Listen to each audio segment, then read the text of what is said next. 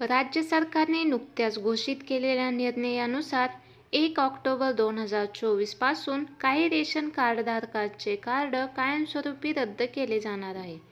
हा निर्णय मुख्यतः त्या रेशन कार्डधारकांना लागू होणार आहे ज्यांनी आपली ई-केवायसी प्रक्रिया पूर्ण केलेली नाही. ई-केवायसी ही एक डिजिटल प्रक्रिया आहे जी लाभार्थ्याच्या ओळखीची पडताळणी करते आणि योजनेचा गैरवापर रोखण्यास मदत करते.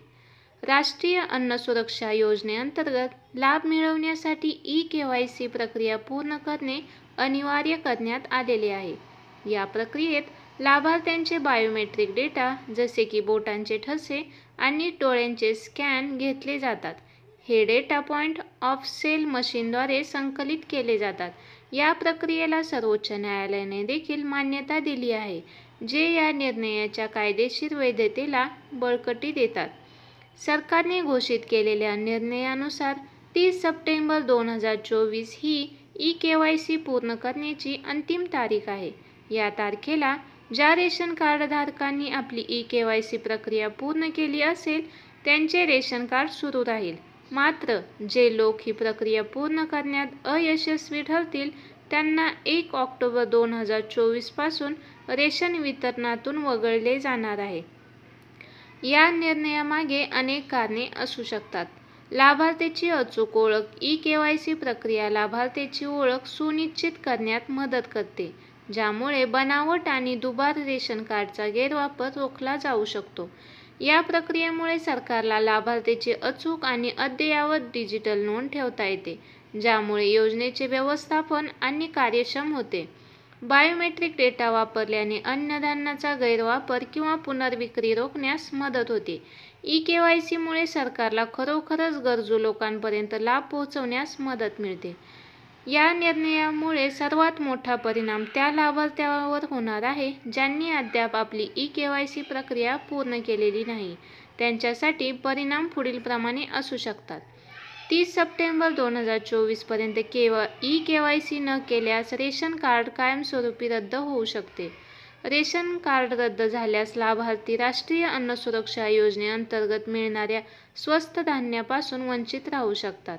रेशन कार्ड हे अनेकदा इतर सरकारी योजनांसाठी ओळखपत्र म्हणून वापरले जाते.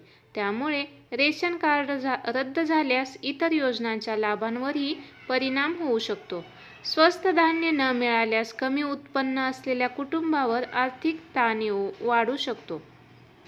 या परिस्थितीत रेशन कार्डधारकांनी पुढील पावले उचलावीत. तत्काळ ई-केवायसी करा. जर अद्याप ई-केवायसी केली नसेल तर 30 सप्टेंबर 2024 पूर्वी ही प्रक्रिया पूर्ण करा. आवश्यक कागदपत्रे जमा करा. ई-केवायसीसाठी आधार कार्ड, फोटो, ओळखपत्र यासारखी आवश्यक कागदपत्रे सोबत घ्या. नजीकच्या रेशन कार्डला भेट द्या. ई-केवायसी प्रक्रिया पूर्ण करण्यासाठी नजीकच्या रेशन दुकानात भेट द्या जिथे POS मशीन उपलब्ध असेल. ऑनलाईन स्थिती तपासा. ई-केवायसी पूर्ण झाल्यावर ऑनलाईन पोर्टलवर आपल्या रेशन कार्डची स्थिती तपासा. समस्या असल्यास तक्रार नोंदवा. ई-केवायसी प्रक्रिया दरम्यान काही अडचणी आल्यास संबंधित विभागाकडे तत्काळ नोंद करा. ई-केवायसीची आवश्यकता आणि प्रक्रियेबद्दल व्यापक जनजागृती मोहीम राबविणे. ई-केवायसी प्रक्रिया शक्य तितकी सोपी आणि सुलभ करणे, विशेषतः वृद्ध आणि दिव्यांग व्यक्तींसाठी. राष्ट्रीय अन्न सुरक्षा योजनेअंतर्गत रेशन कार्डधारकांसाठी ई-केवायसी प्रक्रिया पूर्ण करणे अत्यंत महत्त्वाचे झालेले आहे. 30 सप्टेंबर 2024 ही महत्त्वाची तारीख लक्षात ठेवून सर्व लाभार्थ्यांनी आपली ई-केवायसी प्रक्रिया वेळेत पूर्ण करणे आवश्यक आहे. यामुळे त्यांचे रेशन कार्ड सुरू राहील आणि ते राष्ट्रीय अन्न सुरक्षा योजनेचा लाभ घेत राहू शकतील. सरकारने या प्रक्रियेबद्दल व्यापक जनजागृती करणे आणि लाभार्थ्यांना आवश्यक सहाय्य करणे महत्त्वाचे आहे.